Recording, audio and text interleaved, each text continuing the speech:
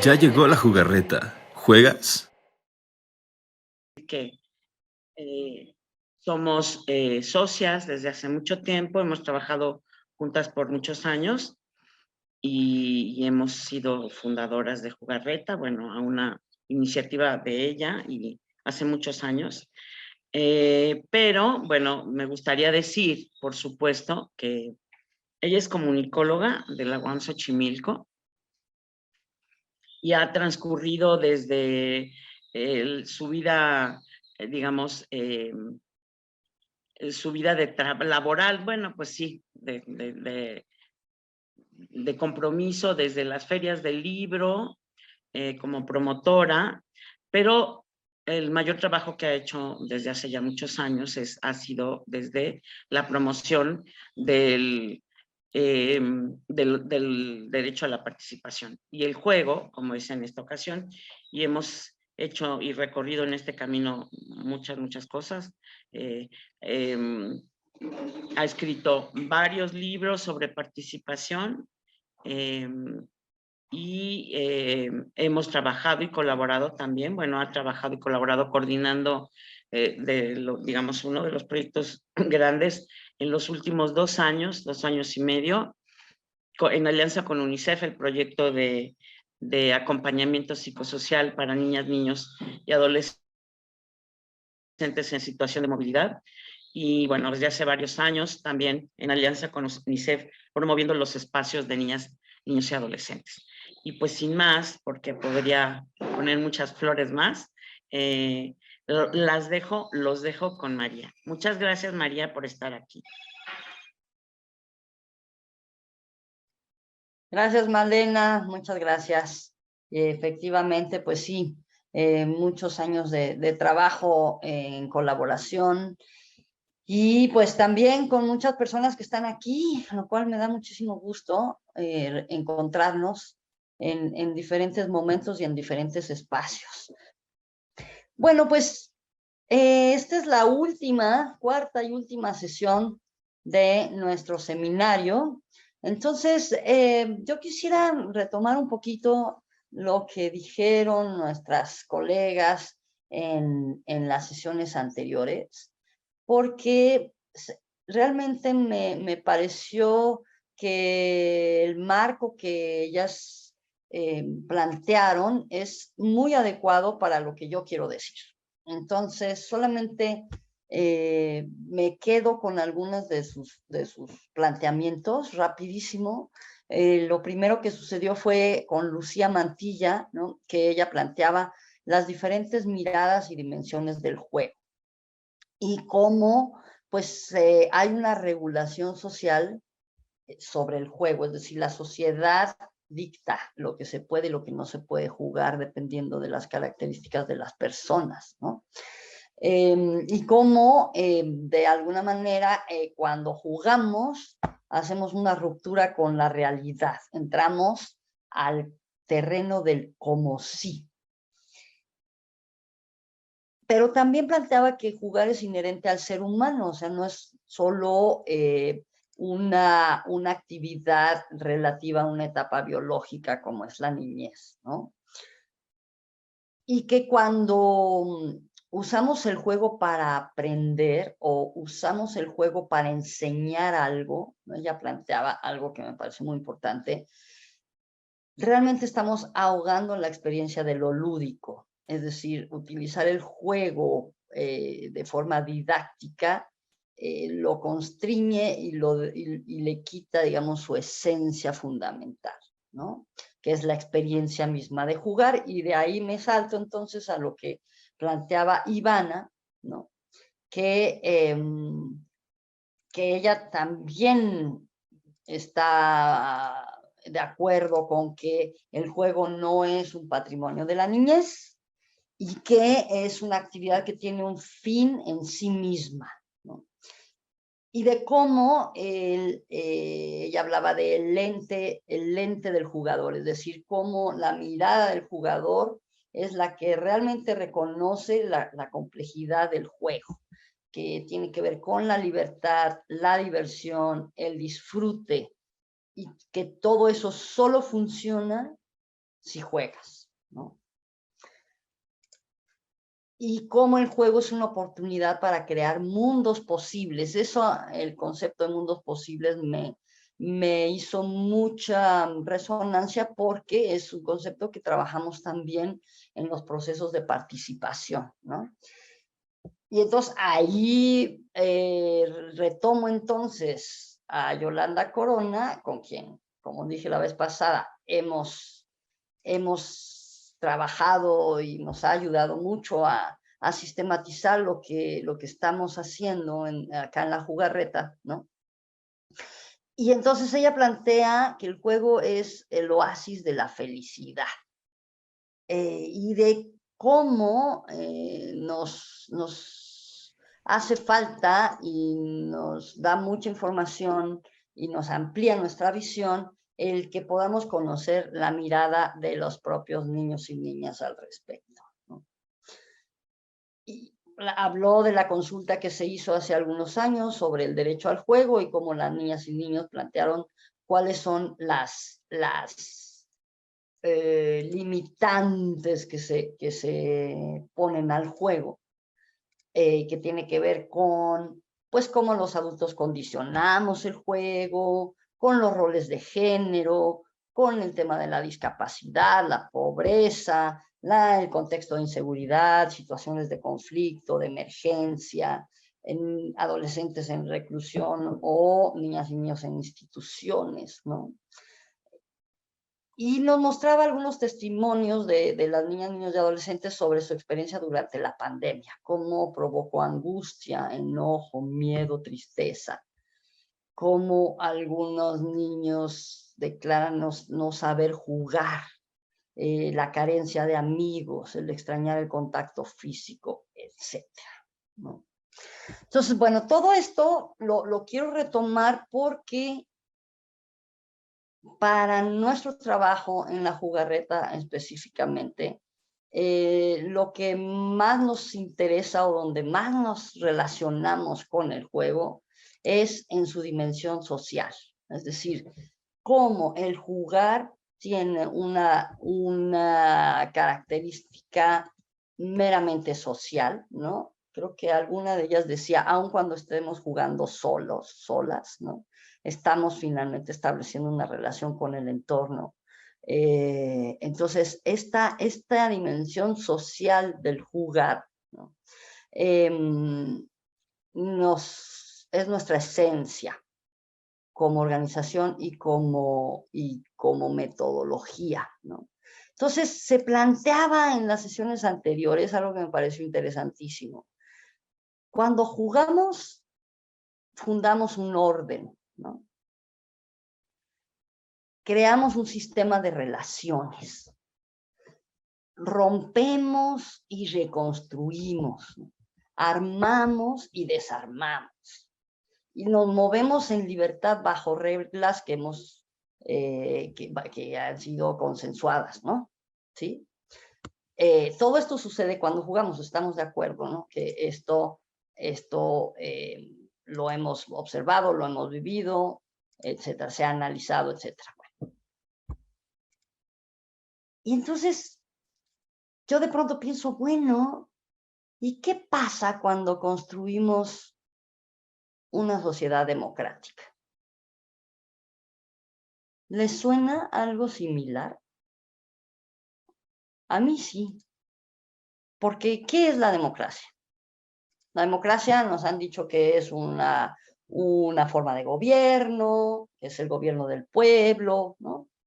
Pero en realidad es un orden social, ¿no? Es una forma de organizarnos, ¿cierto? Y específicamente es un orden social que está fundado y regulado por las mismas personas que lo viven, o sea, por las ciudadanas y ciudadanos. ¿Se parece al juego? Sí, ¿no? Acabamos de decir que cuando jugamos fundamos un orden, ¿no? Y que hay acuerdos para jugar, ¿cierto? Bueno, pues lo mismísimo sucede cuando, cuando trabajamos o cuando estamos en un proceso de construcción democrática. Fíjense, ¿quiénes hacen las reglas en la democracia? ¿Quién quiere decir algo sobre eso? ¿Quiénes hacen las reglas en la democracia?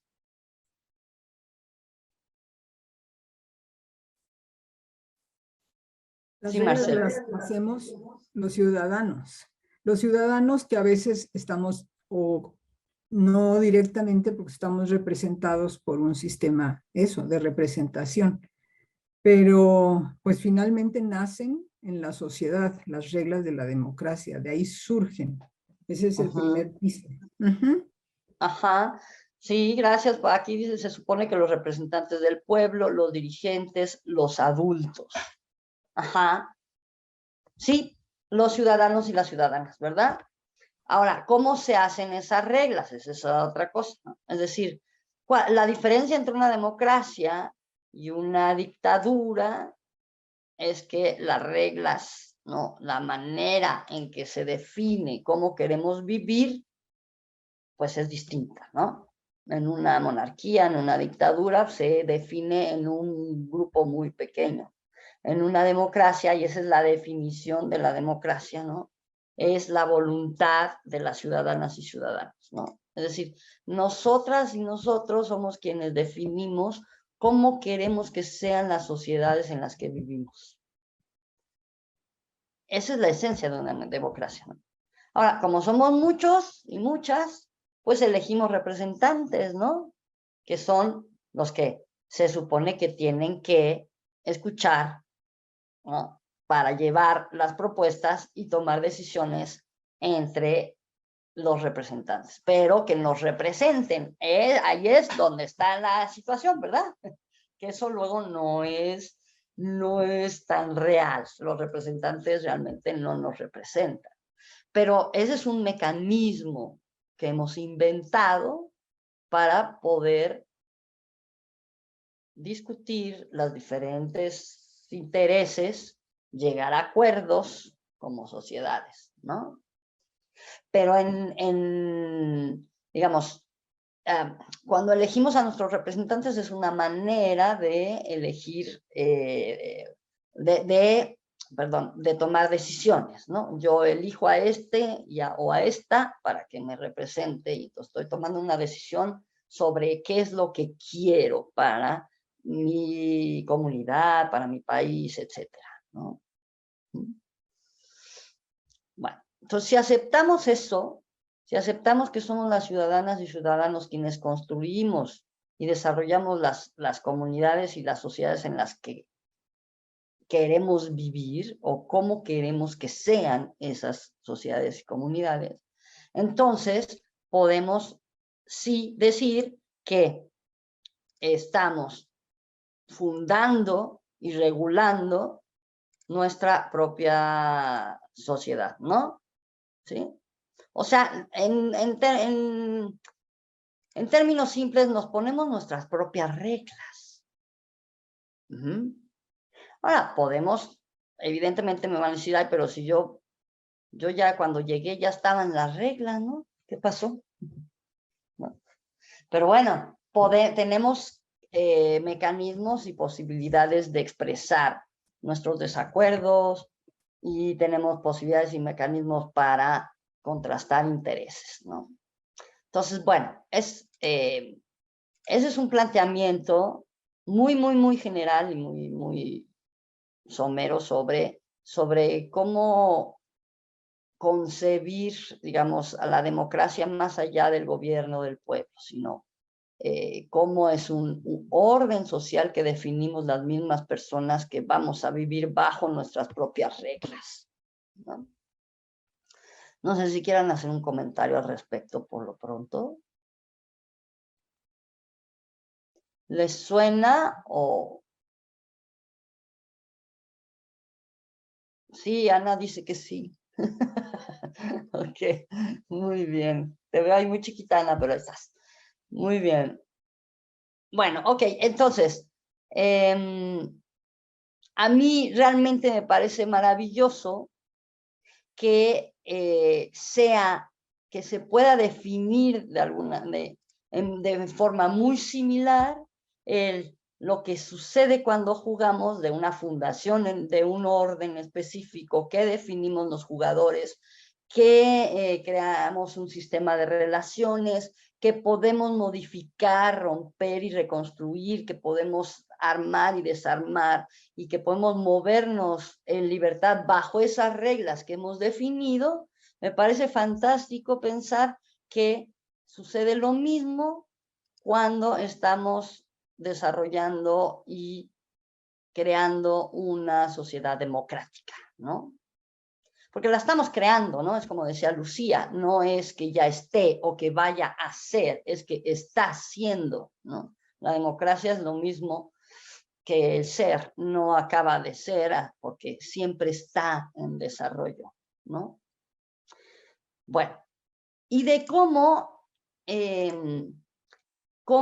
lo mismo que en el juego, en la democracia, ponemos en escena, ponemos sobre la mesa lo que cada quien tiene para que podamos construir la situación que queremos, ¿no?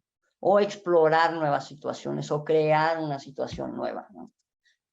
Igual que cuando jugamos, las ciudadanas y los ciudadanos ponemos sobre la mesa, ponemos en escena lo que podemos aportar para crear esa sociedad o esa situación nueva que queremos que suceda, ¿no? ¿Sí? Pero para eso hay que jugar, o sea, es como decía Ivana, si no jugamos, no lo entendemos y no podemos ver la complejidad del asunto, ¿no? Entonces hay que jugar, en la democracia hay que jugar, porque si no, nos quedamos fuera del juego y entonces nada más como observadores, como si fuéramos a ver un partido de fútbol, decimos, no, el portero, no sé qué, no, el presidente y el diputado, y es que son las autoridades las que solo toman las decisiones, nunca nos hacen caso, y entonces yo me quedo fuera, ¿no? Entonces, ¿cómo jugamos? ¿Cómo le entramos? ¿No? Bueno, pues desde nuestros espacios cotidianos, así, ¿no? Claro, yendo a votar, sí, muy bien, pero también en nuestras calles, en nuestra comunidad, en nuestras escuelas, en nuestro centro de trabajo, con nuestras familias, etcétera. O sea, cómo somos, cómo vamos siendo democráticos en nuestros espacios cotidianos. Hay un autor muy interesante que se llama Bernardo Toro Arango y él le llama a esos espacios los espacios de socialización, es decir, donde nos encontramos con otros. Y entonces, bueno, claro, él dice, la democracia en realidad se construye en lo público, ¿no?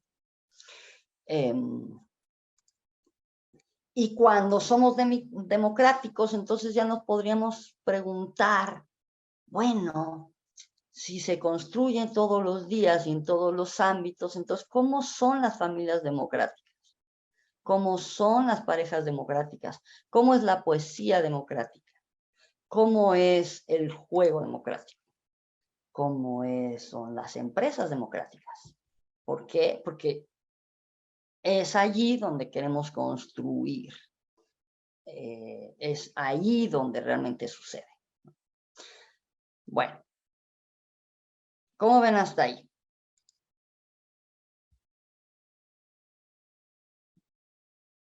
Marcela, otra vez. Sí, es que yo estoy leyendo los comentarios para adelante, compartir. sí. Entonces, Eustolia puso, el juego es una democracia. Y Almadelia puso que la democracia, no, el juego se construye, supongo que, en nuestros contextos sociales, perdón. Nada más. Yo ahí les voy soplando lo que vea, ¿ok? Sí, gracias. Sí, el juego es curioso porque, bueno, puede haber juegos democráticos y juegos no democráticos, puede haber juegos muy dictatoriales, ¿no? O sea, depende justamente de cómo se plantea el juego, cómo se plantean las relaciones. Finalmente, lo que hay en el juego y lo que hay también en la sociedad, en cualquier sociedad, son relaciones de poder. Entonces, en el juego también se dan relaciones de poder, ¿no? Y hay muchas veces, y ahí por eso el símil es muy interesante, ¿no?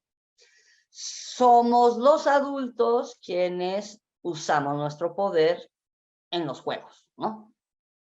Entonces, ahí hay que detenerse un poquito y decir, ok, yo, ¿qué relación estoy estableciendo, en este caso, como promotores, digamos, con las niñas y con los niños, ¿no?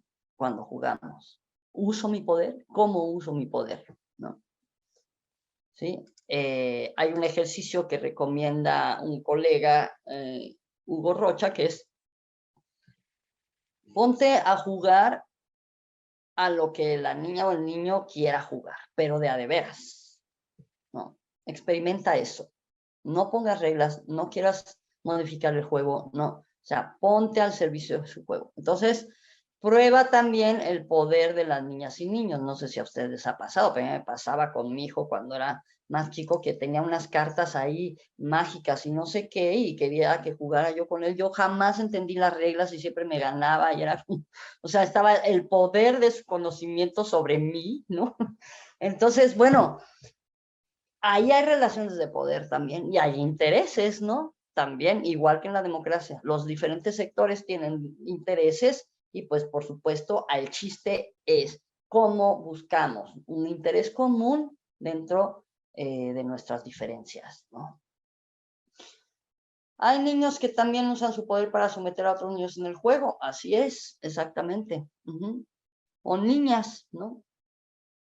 Yo la vez pasada comentaba de una anécdota cuando observábamos a niñas y niños jugar en escuelas, que ese también era un ejercicio muy interesante, sentarse a ver el juego, ¿no? Y de cómo, esto fue hace muchos años, cuando en la televisión estaban los superhéroes y todo esto, estoy hablando de los 80 más o menos, y cómo los niños estaban jugando a los superhéroes y la niña no la dejaron ser superheroína. Entonces dijo, bueno, yo soy la mamá. Ah, sí, muy bien, vete a la casa, ¿no? Y los niños estaban jugando a los superhéroes y la niña de pronto salió diciendo, ya, tienen que venir a comer, ¿no? O sea, usó el poder de la mamá para, ¿no? Demostrar que ella también tenía algo que decir en el juego y que podía decir lo que iba a pasar en el juego, ¿no? Entonces, sí, todo eso sucede en el juego. Lo mismo que en nuestras sociedades, ¿no? Muy bien. Bueno, como esta sesión, esto es toda una introducción, digamos, que sirve para poder hablar del tema de la sesión, que es la metodología, ¿no? Y metodología que tiene que ver con el juego, con la promoción del juego, y que tiene que ver con la participación de las niñas y niños, ¿no? Y aquí estamos ya planteando el juego y la participación. Cuando hablamos de participación, estamos diciendo la participación social de las niñas y niños, ¿no? La participación en sus grupos, en sus lugares donde viven, en su entorno, de su manera de cómo pueden ellos y ellas tener una voz y que sean escuchados y que además puedan influir en su entorno. A eso nos referimos cuando hablamos de participación de niñas, niños y adolescentes, ¿no?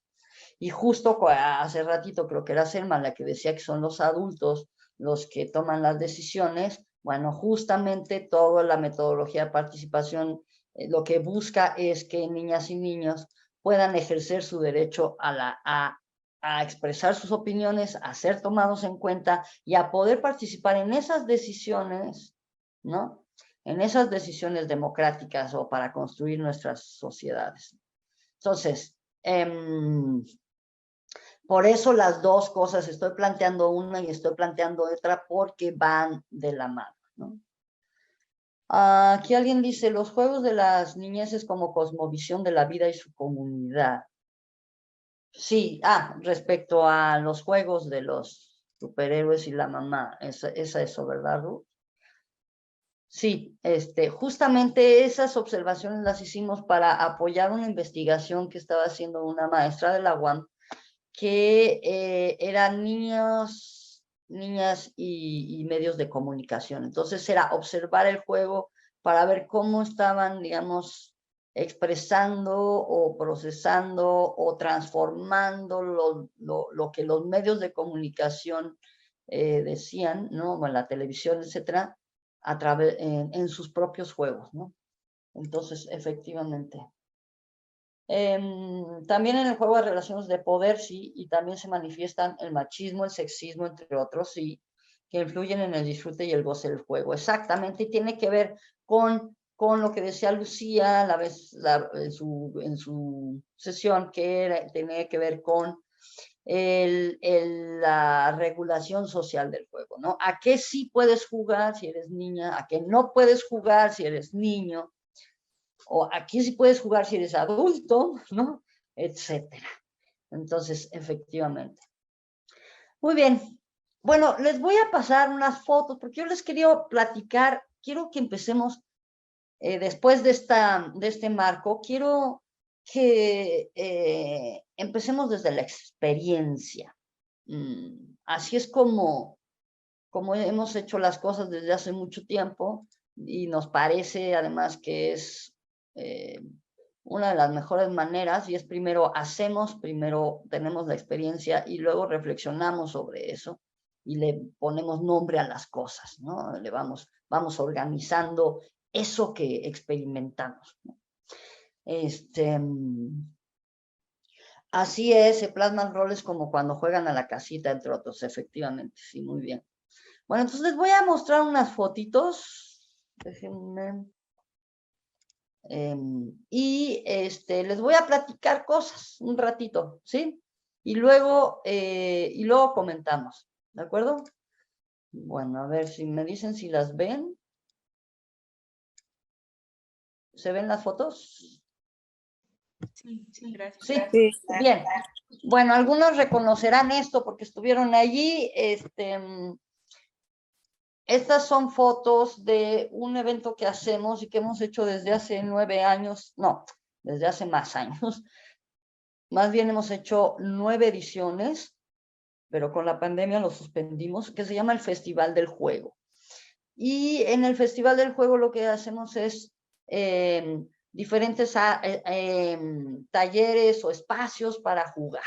Y no solo para niñas y niños, sino para adultos también, ¿no? Entonces, bueno, por ejemplo, es el espacio de Cartón Loco, en donde lo que hacemos es poner cajas de cartón, de todo tipo de cartón, tijeras, cinta, etcétera, y las niñas y niños construyen lo que se les da la gana.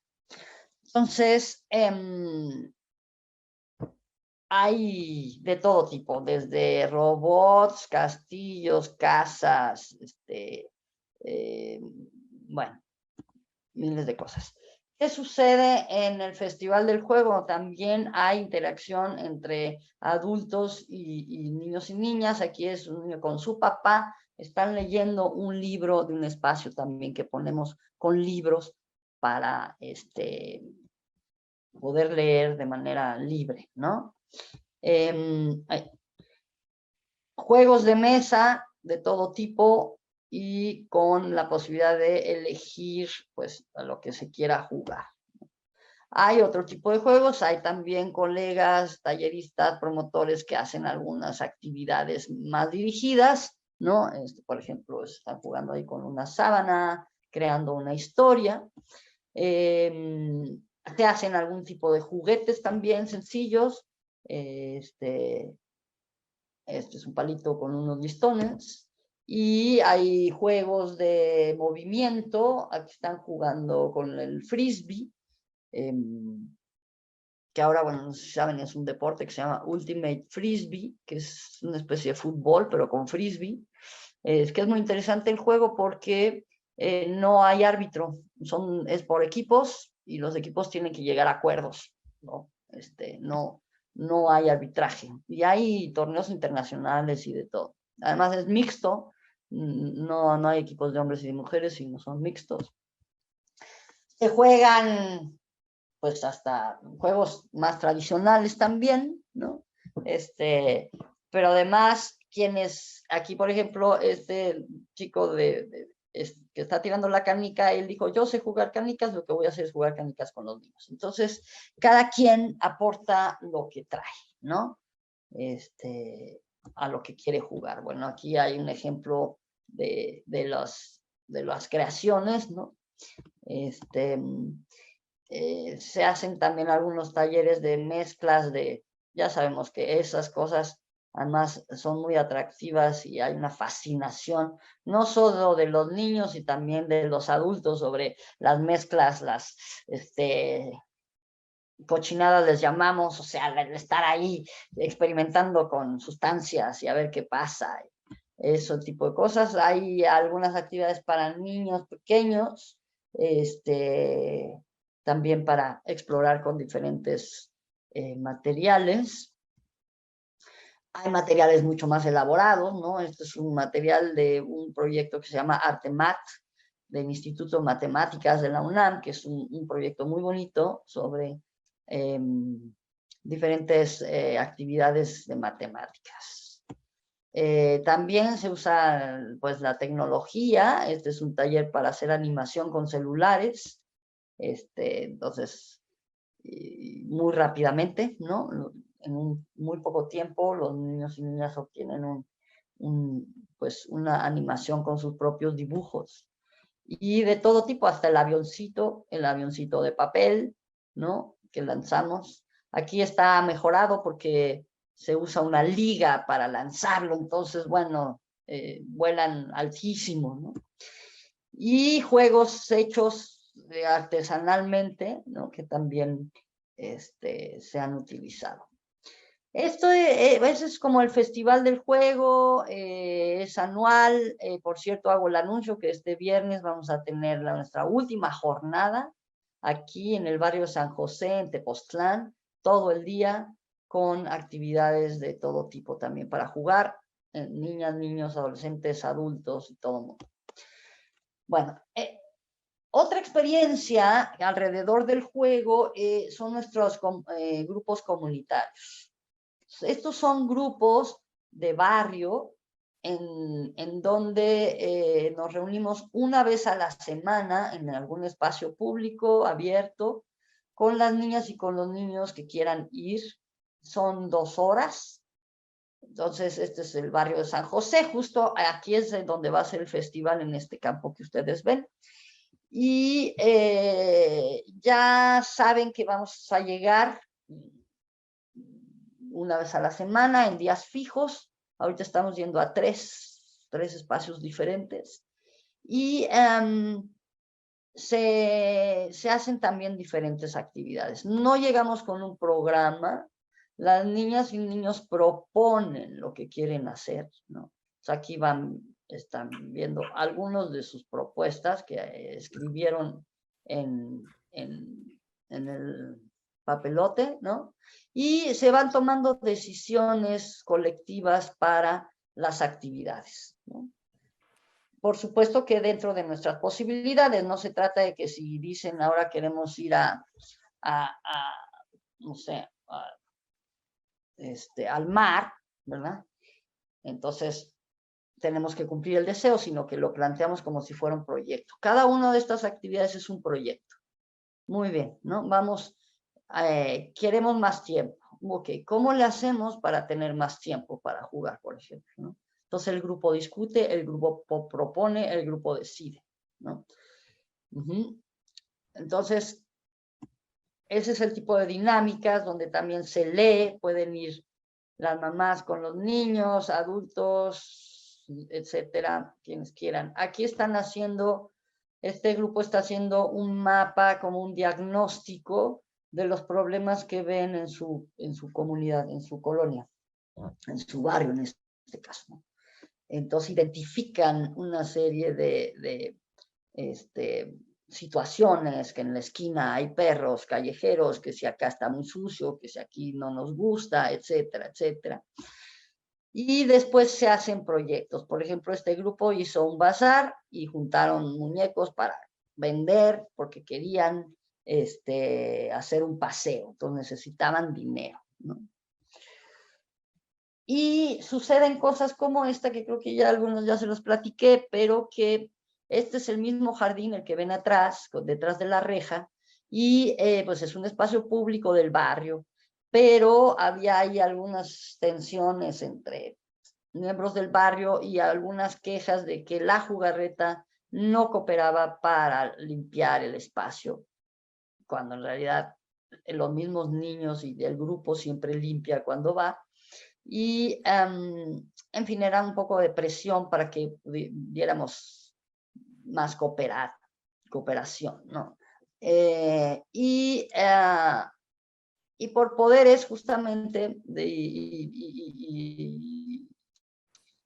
roces entre diferentes personajes del barrio, un día llegamos y estaba cerrada. Estaba cerrada la reja con candado. Entonces los niños y niños dijeron, pues trabajemos en la calle, y entonces pusieron los conos, es una calle poco transitada, y se puso todo para trabajar, pero además, espérenme que ya no cambia esto, además manifestaron su inconformidad porque no los dejaron entrar. Entonces, pusieron carteles, etcétera, y subieron algunos de estos promotores, que además, no sé si hay alguna por acá, pero bueno, son chicas que iban cuando eran niñas al grupo de la jugarreta y ahora son justamente las promotoras quienes acompañan a los niños de su propio barrio a seguirse reuniendo. Pusieron en el Facebook y el hashtag quiten el candado, y entonces se hizo viral y hubo presión en las redes, y bueno, se movilizó el asunto y finalmente abrieron el candado, pero además se destapó justamente todo este conflicto interno en el barrio que tenía que ver con el uso y el poder sobre ese espacio. Entonces, bueno, esto es el tipo de cosas que suceden también en los grupos que tenemos de juego y participación de una vez a la semana. Aquí están otros chiquitos haciendo también un diagnóstico de su propia comunidad, pero ahí ya hicieron muñequitos y jugaban en el mapa de la colonia para diciendo lo que pasaba, ¿no? Expresando. Este tipo de espacios también se pueden, perdón, voy a silenciar a alguien, ya, no solo hacerlo. Este tipo de actividades también se pueden hacer en otros espacios. Esto es un espacio de niñas y niños en situación de movilidad, específicamente en Tapachula.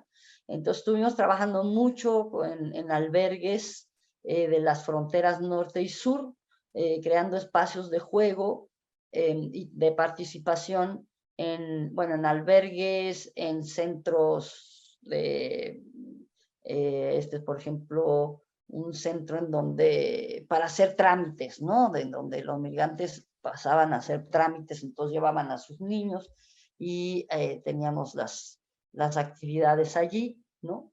Este es un albergue, otro albergue, ¿no?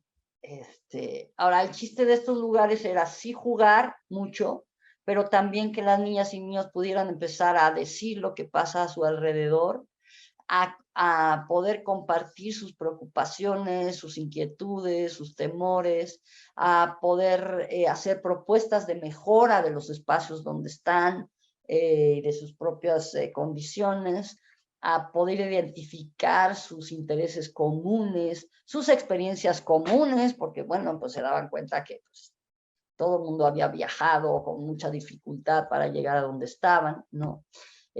Para poder relacionarse con grupos distintos, ¿no? Había muchas personas de Haití, pero también centroamericanos, nicaragüenses, hondureños, guatemaltecos, hasta personas que venían del continente africano, en fin, entonces la relación entre unos y otros también era muy importante, ¿no? Estos espacios tienen el objetivo básicamente de bajar el estrés de las niñas y los niños en estas situaciones difíciles y que puedan tener un lugar seguro para relajarse y en donde haya confianza y puedan expresarse, ¿no? Porque más son niños y niñas que no van a la escuela.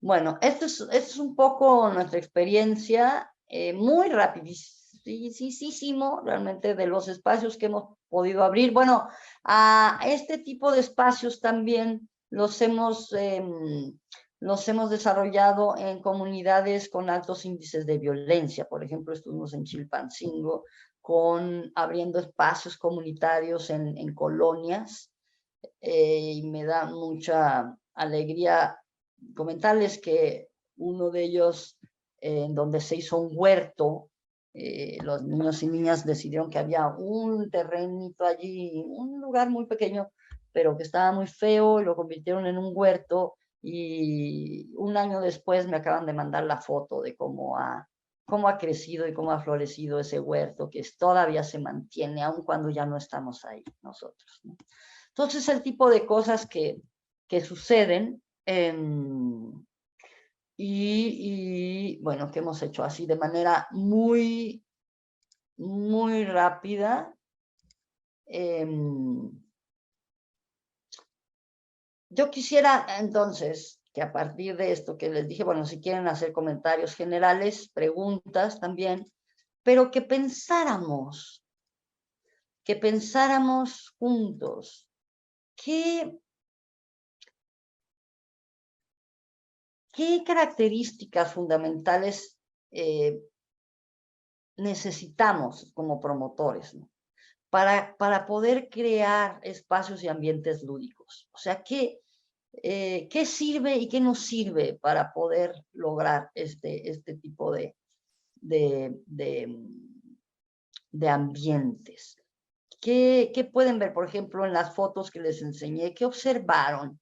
¿Qué observaron de los adultos o promotores que están ahí? Claro que en fotos más difícil, pero ¿qué les viene a la mente? ¿Qué piensan al respecto?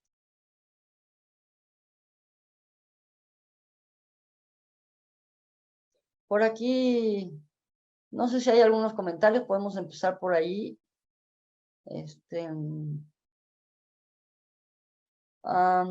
María, creo que Almadelia está levantando, Almadelia Leiva Mesa. Adelante, adelante, Alma. Sí, adelante. Buenas tardes a todos. Pues ahora sí que, por lo que se vieron en las fotos, primeramente, pues saber planear, ¿no? Saber planear, determinar la problemática, ya sobre la problemática, saber planear e integrar el juego para que pueda resolverse esa situación y además obtener un beneficio social, tanto con los niños, los papás y todos los que forman parte de ese contexto. Es lo que pienso, ¿no? Saber planear y además saber guiar a las personas. Son dos elementos que puedo considerar. Ok. Muchas gracias, Almadelia. Ruth, ¿qué piensas? A mí lo que más me llamó la atención fue esta complicidad, en lo que también llama Evelio Cabrejo, esta mirada conjunta, yo diría este acompañamiento lúdico que el adulto hace. Entonces me quedo pensando que de las cuestiones más importantes es el reconocimiento de los adultos respecto a que el niño es un sujeto de derechos y, como tú dijiste, capaces de construir un mundo lúdico que puede ser eco o disonante de lo que vive en su cotidianidad, pero que le está convocando a construir un orden, a veces de supervivencia o también de felicidad. Entonces, esa parte me parece muy importante y me llama también mucho la atención es que no necesitamos materiales costosos. Es la actitud lúdica la que persiste como una acción en tránsito, ¿no? Que siempre, y que además no tiene un fin utilitario, que entonces nos hablaría de este bienestar, bien ser, de cómo se forma una comunidad fortalecida a partir de una expresión libre, sin utilitarismo, y que finalmente está lográndose en la convivencia, la complicidad del vivir y del bien común. Esa parte me parece muy interesante. Okay, muchas gracias. Ruth, ¿podrías Me gustaría que cuando participen, ojalá pudieran abrir su cámara nada más para ver, porque es muy diferente oír solo la voz a ver la expresión de las personas. Pero muchas gracias. Ok, Marcela. Yo quiero leer dos comentarios. Uno de Mari Carmen que dice, esas propuestas debemos comenzar a hacerlas en nuestras comunidades. Los espacios públicos son de todos y adiós a las cuotas por parte de los ayudantes municipales. Pues sí, es una idea muy bonita, hay que apropiarse de esos espacios porque son nuestros, son de los niños, son de las comunidades. Bueno, y Denise dice, me parece que debe prevalecer la inclusión donde todo lo que se diga es importante, generar espacios de diálogo y participación horizontal. De acuerdo, diálogo, muy bien. La inclusión, así es. De acuerdo, ¿qué más? Me parece que Irma estaba comentando, pero no abría su micro. Irma, adelante Irma, sí, gracias. Ruth, voy a bajar la manita para que no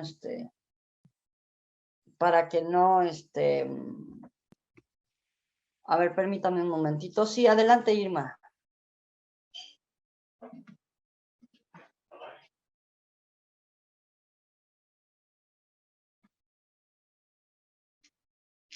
Ya no, Irma, no, creo que no. Ok, entonces Ana, creo, sigue, ¿no? Sí, Ana. Ay, hola. Bueno, volviendo a tu pregunta, yo me cuestiono como cuál es el límite que nosotros como acompañantes y generadores de los ambientes para que se pueda dar este juego tenemos, ¿no?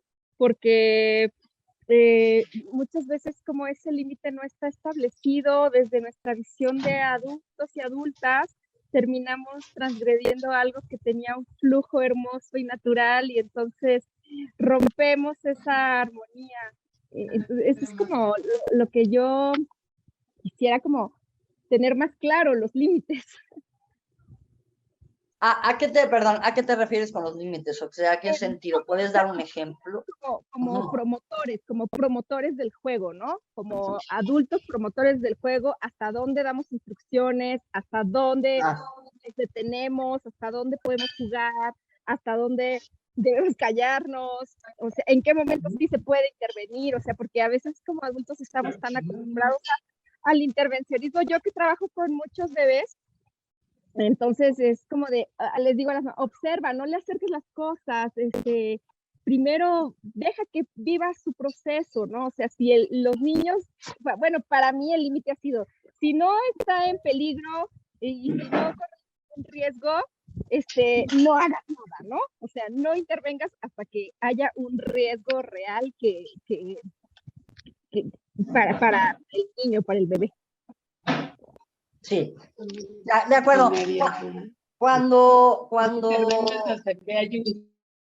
Perdón, es que había un micrófono. Sí, Ana, entiendo muy bien. Cuando, digamos, trabajamos con niñas, niños más grandes, ¿no? Existe, digamos, ya un diálogo en donde se pueden tomar decisiones juntos, ¿no? Entonces, los propios niños te piden muchas veces, juega tú también, ¿no? Es parte de lo que quieren en muchas ocasiones y se pueden ir estableciendo acuerdos al respecto, pero tienes razón.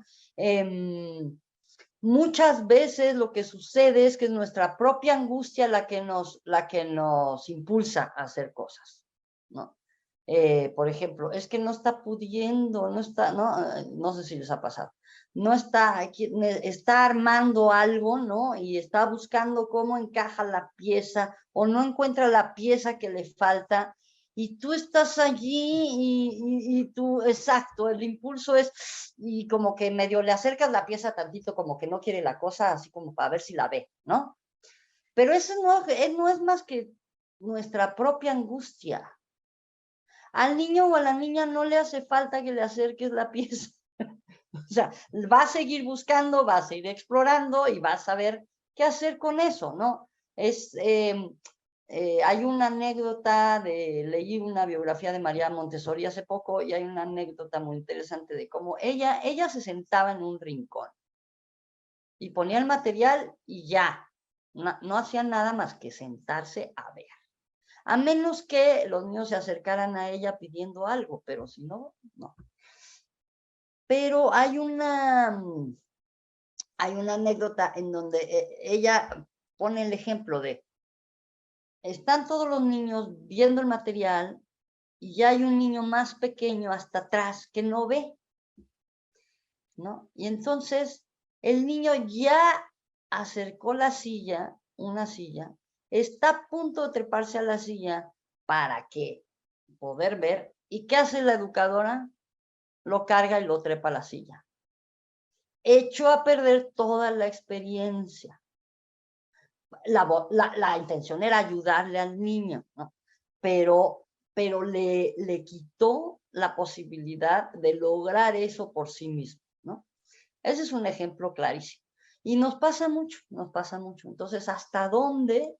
Pues tenemos que revisarnos a nosotras mismas. Más que lo que está pasando allí, es ¿qué me está pasando a mí? ¿No? Yo creo que esa es para mí es una de las claves. Tenemos que vernos más a nosotras mismas para entender, intervengo, no intervengo y hasta dónde. Y efectivamente, el límite más claro es cuando hay peligro, pues para eso estamos ahí, evidentemente, para proteger, ¿no? Malena. Sí, gracias, María.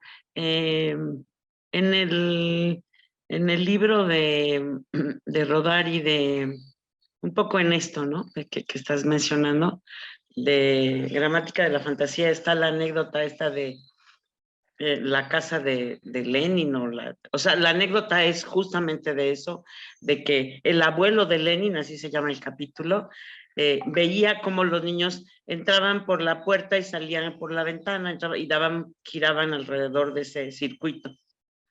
Entonces, el abuelo, que, o sea, debe haber sido un abuelo muy sabio, acercó a la ventana por fuera una banquita para que no dieran el sopetón cuando salían por la ventana y volvían a entrar otra vez por la puerta. Entonces, eso es lo que yo creo que es una característica que quisiera yo comentar y compartir, que es hacernos un poco cómplices en ese sentido, ¿no? Cómplices en el sentido de este acompañamiento y estar entendiendo ese sentido del juego. Y yo creo que otra característica que a mí me parece muy importante es como el sentido del trabajo en equipo, que de alguna manera nos lleva al sentido del trabajo comunitario. Me parece que son 3, o puede haber, hay muchísimas más, pero algunas de las características que debe tener tal vez, y todo el mundo se lo puede cuestionar también desde su experiencia, un promotor, educador, docente, porque lo que hacemos es crear los ambientes, crear los espacios para promover esto, ¿no? Gracias. Bien, muchas gracias, Malena. Sí, a mí esta palabra de cómplices me parece también clave, ¿no? Pero, como dice Ana, ¿hasta dónde? ¿No? Creo que Irma ya tiene su audio, María. Adelante, sí. Irma. Sí, hola, buenas tardes desde Matamoros. Bueno, qué gusto, María. Ahorita que hiciste la pregunta me transporté a aquel tiempo donde estuve apoyando, aunque fue poco tiempo, pero tuve la oportunidad de estar aquí en el campamento de migrantes, precisamente contratada por ti, por la Jugarreta. Y fue una experiencia hermosísima, ¿no? Porque pudimos, pude yo palpar, convertirme en esa especie como de monitor, pero con 2 características que me parecen muy importantes. O sea, la primera, la observación, observar el medio ambiente, las circunstancias de vida, familiares, sociales, hasta migratorias, ¿no? De que estaban viviendo esas familias, muchos niños sin sus padres, y que fue muy pues fue muy importante, ¿no? Analizar esta situación para poder ver qué dinámicas íbamos a poder poner para los niños. Y la segunda característica me parece la empatía. Y esto lo digo porque yo me acuerdo, todavía tengo esa sensación cuando los niños se me acercaban y querían que todo el tiempo los tuvieras agarrados de las manos. Y ellos te apretaban las manos. Entonces, estabas tú ya sintiendo que ellos querían, claro que sí, un juego, pero necesitaban, ¿no? Esa seguridad emocional, esa situación por la que estaban pasando que era pues terrible para sus vidas, ¿no? Para la capacidad de comprensión de su edad. Entonces, creo que eso es lo más importante, o sea, sentir primero qué está sintiendo tu niño, qué necesita, en qué ambiente se está desenvolviendo, cuáles son sus circunstancias familiares, sociales, territoriales, ¿no? Y en base a eso, pues, hacer una propuesta de juego. Y, ay, creo que se me pasó, es que, perdón, me está fallando. Y bueno, pues sí, el sentir esas manitas apretándote, no había otra cosa más que poner juegos de integración y de sanidad emocional y de todo eso, porque era lo que se necesitaba en ese momento. Gracias, saludos, María.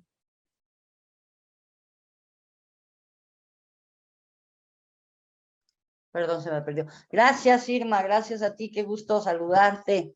Sí, efectivamente en esos espacios era pues una necesidad. De hecho, el proyecto se llamaba Apoyo Psicosocial y dábamos primeros auxilios emocionales, ¿no?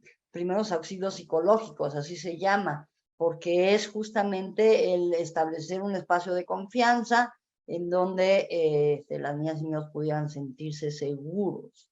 Y bueno, es curioso cuando Irma dice definir las dinámicas que íbamos a poner a los niños, ¿no? Suena un poco contradictorio respecto a lo que estamos diciendo de ser cómplices y dejarse llevar por lo que los niños proponen y navegar con ellos. Sin embargo, efectivamente hay situaciones en donde necesitamos llegar con propuestas. O sea, ser cómplices no quiere decir, pues aquí me siento y ahora dime que jugamos, ¿no?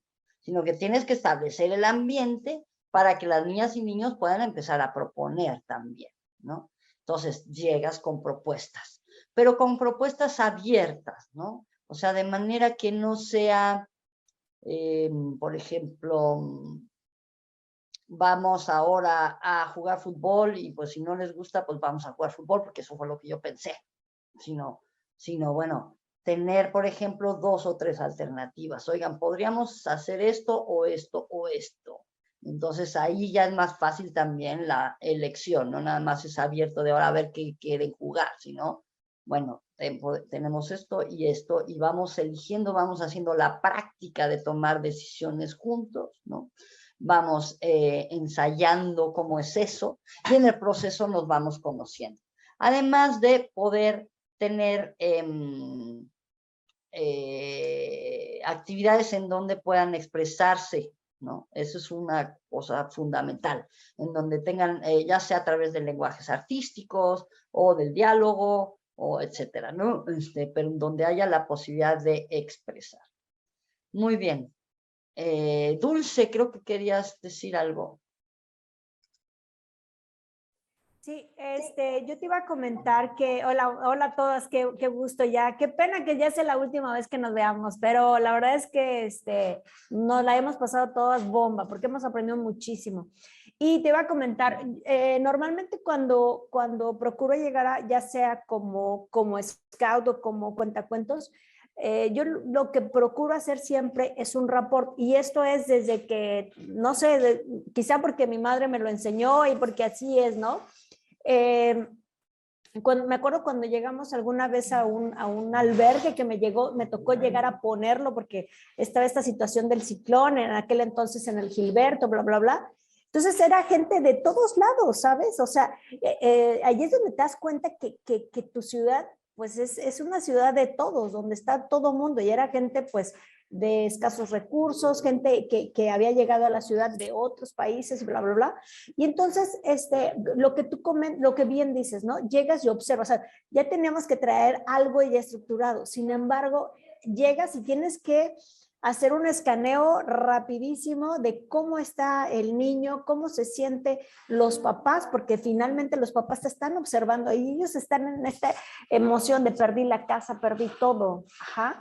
Entonces, y ellos a lo mejor en lo que llegan a escuchar el niño dice, pues sí me debo de sentir un poco bien, pero mi mamá yo la veo triste, la veo llorando. Entonces, tienes que trabajar y hacer esta complicidad de hacerlo sentir bien, o sea, sin llegar a otra cosa. Ajá. No sé cómo expresar esta parte, sin embargo, o por lo pronto, por ejemplo, mañana me toca abrir una sala de lectura con personas en situación de calle.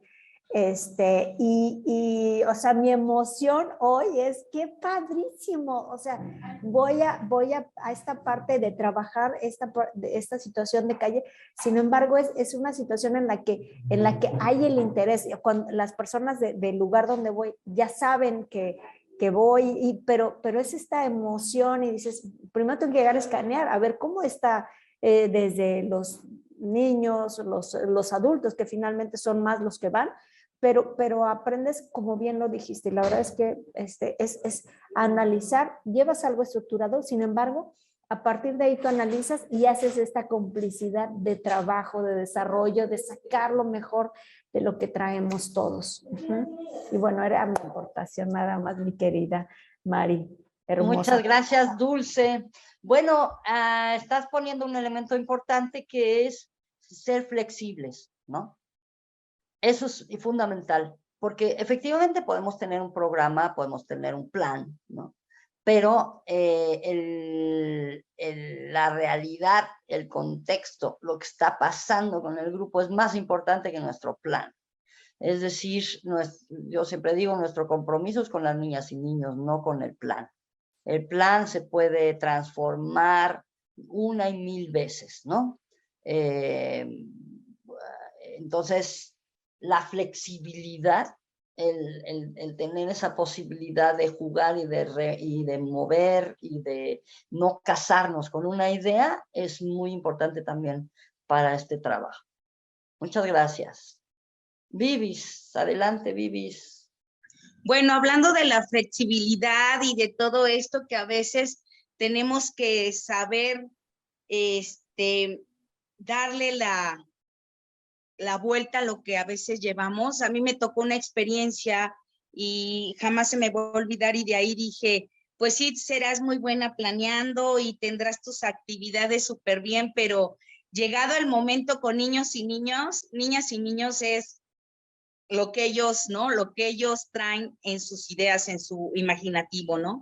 Me tocó, me acuerdo, con el temblor del 17, al apoyo de ustedes de la Jugarreta, del gobierno del estado, pues nos mandaron a muchísimos promotores a zonas ceros, ¿no? Y me acuerdo que me tocó a mí el día más fatal en Tlayacapan, ¿no? Que fue devastado.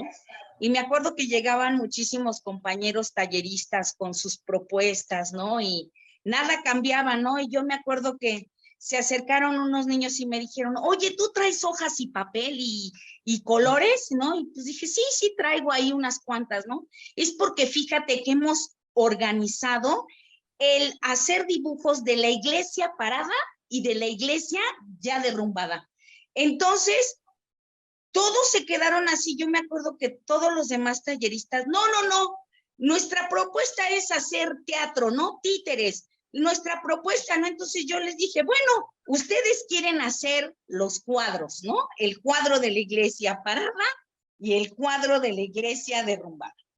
Ellos lo que querían era hacer esos dibujos para venderlos, porque sus casas se habían caído, ¿no? Y ellos querían apoyar a sus papás, ¿no?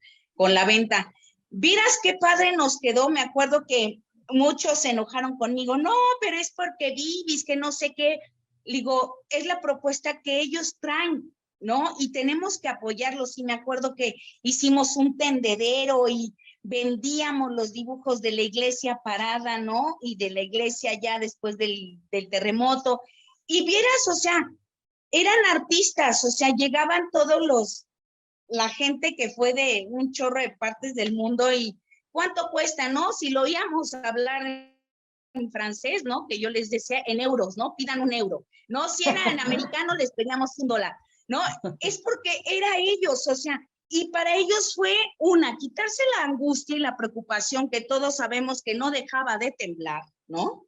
Y pues para ellos era un juego genial, ¿no? Estaban haciendo la iglesia parada, ¿no? Porque todos los que habían llegado, pues no habían conocido la iglesia parada, ¿no? Entonces, ellos les hablaban y les decían cómo era la iglesia y cómo iban a jugar a la iglesia y todo, ¿no?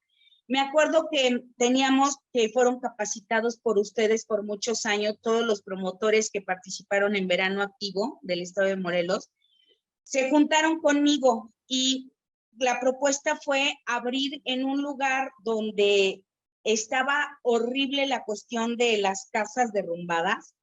Y una de ellas, me acuerdo, o sea, fue iniciativa con los niños, vamos a limpiar tu casa que está en obra negra y ahí tenos, ¿no? Está bien tu casa, bien parada, no tiene problemas.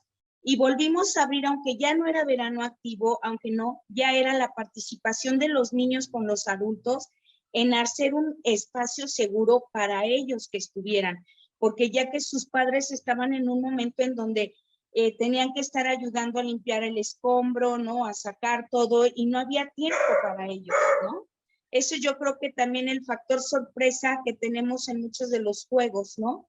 Y bueno, esa es una participación que nosotros tuvimos, ¿no? En época del sismo y que fue apoyada también mucho por la jugarreta porque nos brindó técnicas, ¿no? Rápidas, el conseguir los materiales, ¿no? Exclusivos para lo del temblor, ¿no? Y que muchos dijimos, pues sí, órale, ¿no? Y nos aventamos, ¿no? Y a veces nos encontrábamos en Tetela del Volcán y nos saludábamos, ¿no? Unos iban para otras áreas y, y yo creo que es el factor sorpresa también que se brinda en el juego. Muy bien. Sí, muchas gracias. Pues sí, es una experiencia muy significativa y muy ilustrativa de lo que estamos diciendo, ¿no? ¿Qué es lo importante? Tu programa o lo que están viviendo las niñas y niños en ese momento y cómo puedes aliarte con sus propuestas y sus necesidades, ¿no? Entonces, ahí el contexto también juega, ¿no? El contexto también es el entorno, también es un actor más en el juego, no está aislado y muchas veces llegamos con nuestras propuestas desde nuestro propio contexto o experiencia y resulta que cambia muchísimo a partir de lo que está viviendo el grupo con el que estamos trabajando o a quienes estamos acompañando, ¿no? Muchas gracias, Vivis. Selma. Adelante, Selma. No, nada más la cuestión del juego, cuando estamos, sobre todo los que vamos a tallerear o trabajar o jugar como quieran con los niños, siempre tienes que llevar, a mí eso de la planeación sí me gusta, sí, la teoría muy bien, sí, llevarlo, pero a veces yo llevo el A, el B, el C, porque los niños son diferentes. Y entonces no siempre, por ejemplo, tú llevas unas actividades a seguir, pero tienes que llevar otras más, o sea, el plan B, el plan C, el plan D, ¿sí? Porque los tienes que llevar y tienes que, no es como dicen, no, sacártelo de la manga, no, pero sí tienes que ser muy hábil para que siga esa cuestión de jugar, ¿no? Y me sucedió y lo anoté porque dije, Selma, ¿no integraste una pelota? Que se me hace muy difícil, se la robé a Abril y terminamos jugando el día, la segunda clase, porque los del bachilleres se fueron a jugar conmigo y yo decía, ah, caray, pero se quisieron quedar los chaparritos de primaria, entonces pues los puse a jugar como volei, voleipié. Entonces, pero fue muy bueno porque dijimos, era jugar y todos gritaron y jugaron y se respetaron y los saltotes respetaron a los más bajitos y niños, niñas, no hubo esa cuestión de segregar o no, tú no juegas porque eres de primaria, sino todos ahí, yo nada más eché el grito muy padre y se permitió muchas cosas y no estaba dentro de mi juegos que llevaba ocupar la pelota. Entonces, ¿qué hice Selma? Bueno, Selma puso agregar a tu material una pelota. Siempre una pelota te saca de muchos apuros, ¿no? Entonces, se regresó a Abril y bueno, tienes que tener esa habilidad para jugar con los chicos. Gracias. Gracias, Selma. Pues sí, claro, si tienen muchos elementos a los cuales recurrir, por supuesto que es buenísimo. Ahora, yo en muchas situaciones parte de nuestra metodología es preguntar. O sea, necesitamos también saber preguntar, porque a lo mejor yo no sé muy bien qué voy a hacer con los grandotes que me llegaron porque no tengo experiencia con los grandotes, ¿no? O vamos a suponer. Entonces, ¿qué hago? Pues comparto el problema, comparto el tema. Y no me presento como la tallerista que me sé todo y les voy aquí a hacer el show y los voy a divertir, sino les digo, oigan, pues la verdad yo siempre trabajo con niños chiquitos, pero pues, ¿qué hacemos? ¿Qué se les ocurre? ¿Qué podemos hacer? O sea, como que no necesitamos tampoco resolver todo y saber todo, sino que presentarnos como aliados ante las niñas, niños y adolescentes, y entonces, o el grupo, o los adultos, y poner, digamos, al servicio nuestro tiempo, nuestra escucha, nuestras herramientas, nuestra experiencia, ¿no? Entonces, muy bien, pero sí, estoy de acuerdo contigo, una pelota siempre, siempre, siempre será bienvenida en cualquier grupo. Muchas gracias. Muy bien. No sé si hay alguien más que quiera comentar. Bueno, entonces, ¿qué elementos? Ustedes ya dijeron una serie de elementos muy importantes, ¿no?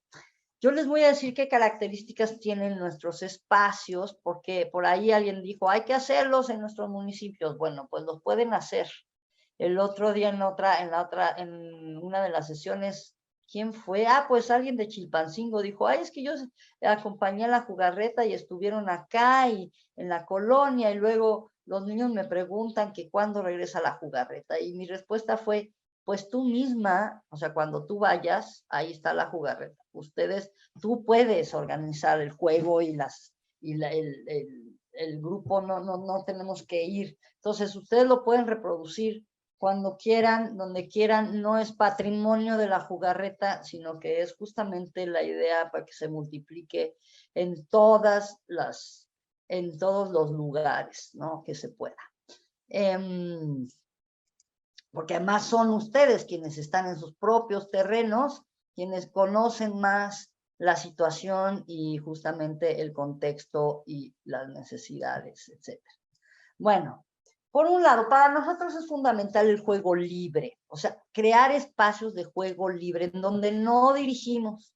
Los espacios que más éxito tienen, bueno, hay muchos, pero muchos muy exitosos, pero uno de los espacios que más éxitos tienen y además que son los más sencillos de manejar, bueno, más o menos, son los autónomos. O sea, en donde lo que tú haces es que pones elementos y dejas que las niñas y niños hagan lo que quieran con esos elementos.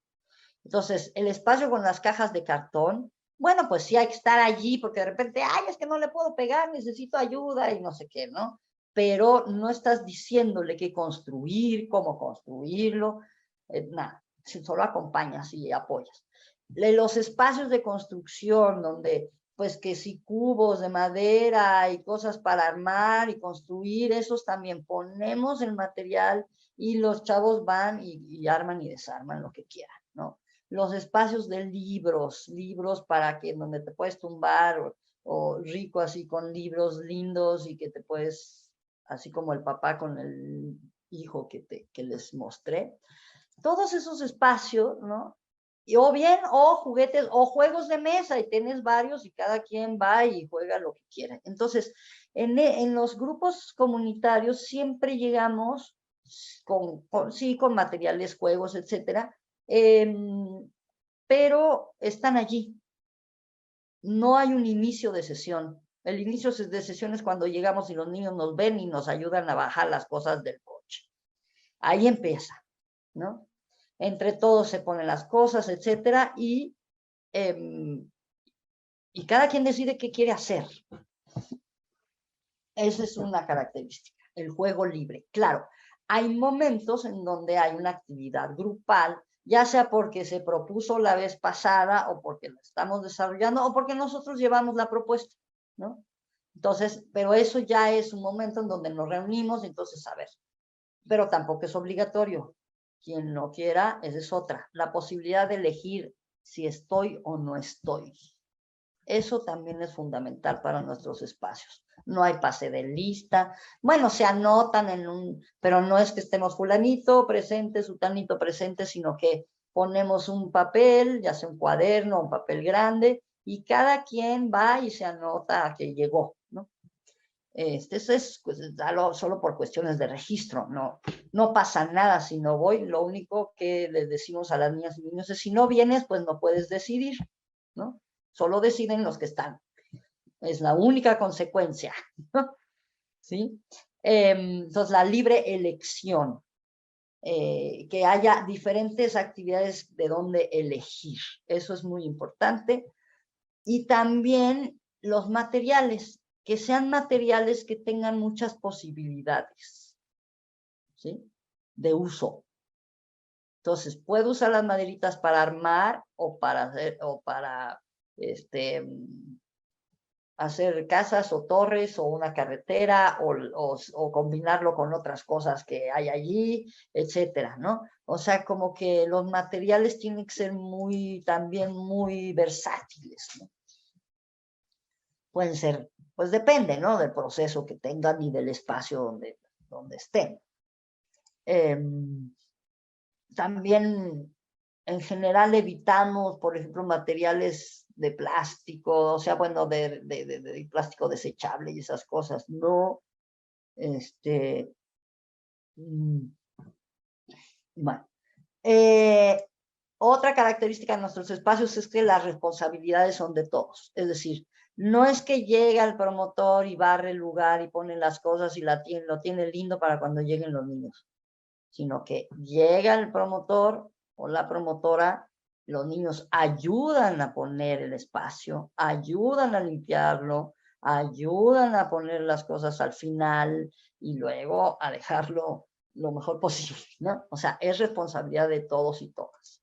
De repente nos pasa que es que no han venido, ¿por qué están viniendo tan poquitos? Pues entonces los mismos niños empiezan a opinar y de repente pues hasta se hacen comisiones para ir a buscar a las casas a los otros de por qué no han venido, ¿no? Por ejemplo, ¿no? Entonces, no solo compartimos las responsabilidades, sino también los problemas, ¿no?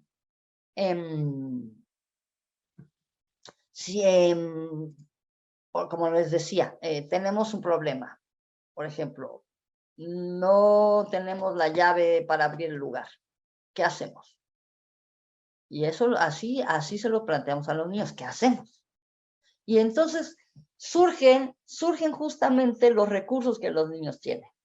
En las comunidades, pues de pronto, es que yo conozco a fulanita que sé dónde vive y la que tiene la llave, ¿no? Por ejemplo, etcétera. O sea, compartimos también los problemas.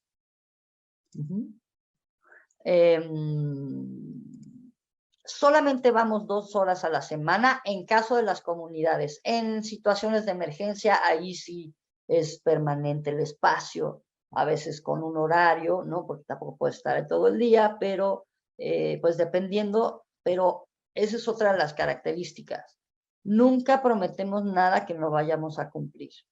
Si yo solo puedo estar 2 horas a la semana, solo voy 2 horas a la semana.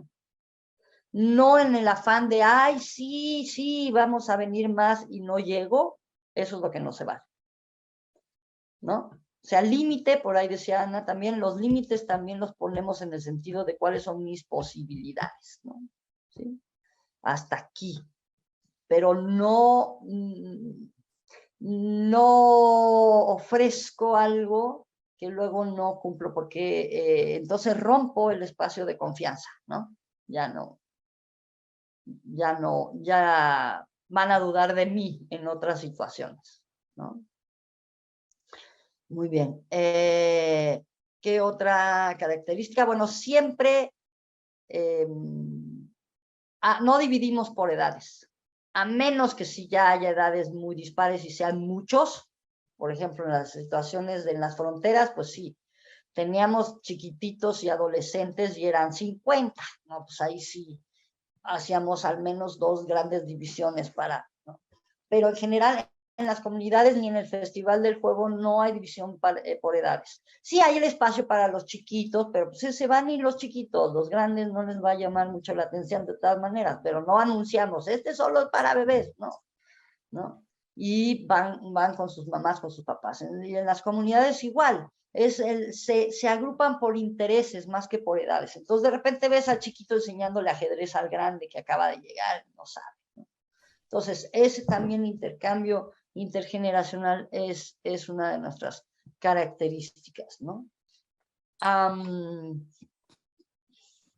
Bueno, básicamente esas son las características y hacemos muchas preguntas. Somos bien preguntones. Creo que es lo que más hacemos. O sea, por ejemplo, es que queremos ir a nadar. Bueno, muy bien. ¿A dónde vamos a ir a nadar? Ah, es que yo conozco un señor que tiene una alberca. Ah, muy bien. ¿Y lo conoces? Sí, de acuerdo. ¿Cómo se llama? Ah, no sé. Bueno, ¿puedes averiguar? Sí. ¿Y cuándo vamos a ir a nadar? Pues creemos que tal día. Bueno, ¿y qué necesitamos para ir a nadar? Pues permiso de los papás. O sea, nosotros hacemos las preguntas y les ayudamos a acotar su proyecto, su actividad, su propuesta. No damos las soluciones, sino que hacemos las preguntas adecuadas para que el propio grupo explore, ¿no? Aquí preguntan, ¿las mamás y papás lo acompañan? Bueno, dependiendo, Ana. En las comunidades, cuando son chiquitos sí les pedimos que se queden. Cuando no, cuando son pueblos muy pequeños y se conocen, los niños llegan solos. De hecho, una de nuestras dificultades es convocar a las mamás y a los papás. Luego ni van, ¿no? Entonces, dependiendo, ¿no? De cómo esté la circunstancia, y eso también lo define según el espacio, el lugar, si tienes capacidad de tú, digamos, ¿cómo se dice? Si tienes la capacidad de que estén seguros las niñas y los niños, o sea, de garantizar su seguridad, pueden no ir los papás y mamás, pero si no tienes esa capacidad, tienes que pedir que se queden, ¿no? O de alguna manera para que asegurarlo. Marcela, ¿querías decir algo? Justamente iba a leer el comentario la pregunta de Ana. Y hablando de la seguridad, me acuerdo de una persona en uno de los espacios de Chilpancingo, una abuela, que a mí me hizo muy buena impresión porque estaba sentadita en la entrada de la cancha, pero no intervenía con los niños, pero estaba allí para estar pues segura, tranquila de que los niños estaban seguros, ¿sí? Entonces ella ahí sentadita en una de las entradas, nada más. No molestaba, no decía nada, pero ahí estaba. Exacto. A veces pensamos que las mamás nos van a estorbar o van a estar con el niño ahí regañándolo. A veces, o sea, es como ir sopesando, ¿eh? Muchas veces sucede que, y eso lo tenemos comprobadísimo, de cuando la mamá o el papá está dando lata al niño es porque en realidad quiere jugar. Eso es lo que en realidad está pasando. Lo que hay que hacer es invitarlo a jugar y ya, ¿no? O que, no, es que píntale de verde, ¿no? Pues mejor haga usted el suyo y ya. se tranquilizan, dejan de dar lata al niño y participan, y, ¿no? Entonces, hay también, se puede integrar a las mamás y a los papás. Entonces, claro, a veces los niños piden que no vayan, o sea, quieren estar solos sin mamá y sin papá, ¿no? Entonces, pues es lo mismo, es como ir tomando esas decisiones. En realidad, por eso nosotros no tenemos un manual que diga, ¿no? Que diga, así digamos, paso 1, 2, 3, 4, en el sentido de cómo deben de ser todos los espacios. Cada espacio se define según su contexto, las necesidades, las posibilidades. Lo que hay que tener en cuenta es la seguridad de los niños y el poder tomar decisiones en conjunto con ellos y ellas, ¿no? Muy bien. ¿Algún otro comentario? No. Bueno, les quiero, aquí tengo un resumen de lo que yo creo, que se necesita, que necesitamos desarrollar como promotores y promotoras, ¿no? Nosotros nos llamamos, en realidad, a nosotras mismas nos llamamos facilitadoras, porque eso somos. Facilitamos el que haya estos espacios, ¿no? Déjenme ver si puedo compartir. Es que ya no está. ¿Cómo es? Le pico aquí, perdón, A ver si lo ven allí. A ver, bueno, para mí, estas son las capacidades que necesitamos. Primero, la constancia, o sea, que realmente estemos dispuestas y dispuestos a acompañar a las niñas y niños y adolescentes, ¿no? Con la frecuencia necesaria, es lo que decía. Si solo puedo 2 horas, solo 2 horas, pero estar, ¿no? ¿Sí? Estar presentes y disponibles en los, en los periodos que hayamos definido y que les hayamos informado, ¿no? ¿Sí? Eso es muy importante. Porque como decíamos, el celular está todo el tiempo. El que les vende las drogas, ahí está todo el tiempo, ¿eh? Cuando lo buscan, está. Entonces necesitamos nosotros también tener una constancia y que sepan cuándo y en dónde nos pueden encontrar, ¿no? Luego, ser humildes, porque a veces queremos presentarnos como adultos que lo sabemos todo y nos da miedo reconocer ante las niñas y niños que no sabemos bien por dónde a veces ni